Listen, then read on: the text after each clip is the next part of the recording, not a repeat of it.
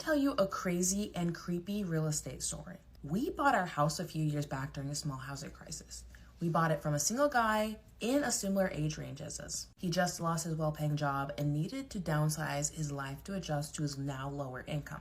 Maybe we should have asked why he lost his job, but honestly, we didn't care. We were just so excited to finally move into a home of our own, especially after living in apartments for so long. We were a small family. It was me, my husband, our 2 children, and a cat.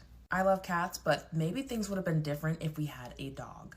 At first, things seemed pretty normal. There would be weird noises on occasion, unexpected occurrences. The energy bills were strangely high, and the water usage was more than we expected. We just chalked it up to it being a new house and our general unfamiliarity. For a few years, that was our new normal. Then one day we noticed the guy we had bought the house from hanging around in the neighborhood, which we thought was definitely weird, but what was super weird about that is definitely weird. Hold on. I'm going to run this back real quick. Did you hear what she just said?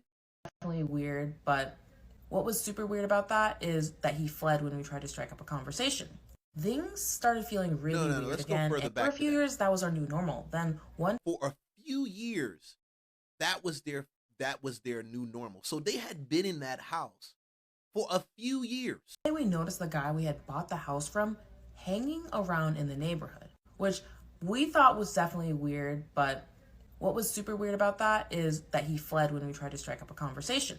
Things started feeling really weird again, and we started paying more attention to the strange noises, high water, and high energy usage. What we did is we asked the energy company to send out an inspector to find out where the power was going. And he was able to trace our wires and find a juncture leading off to who knows where on the property.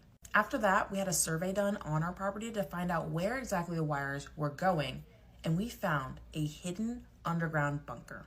The guy who sold us the house was still living on the property in this underground bunker, stealing our power, water. He had hidden cameras in most of the rooms in the house. And according to him, it was so he could time his arrivals and departures so that we wouldn't see him leaving the bunker. But I'm Wow.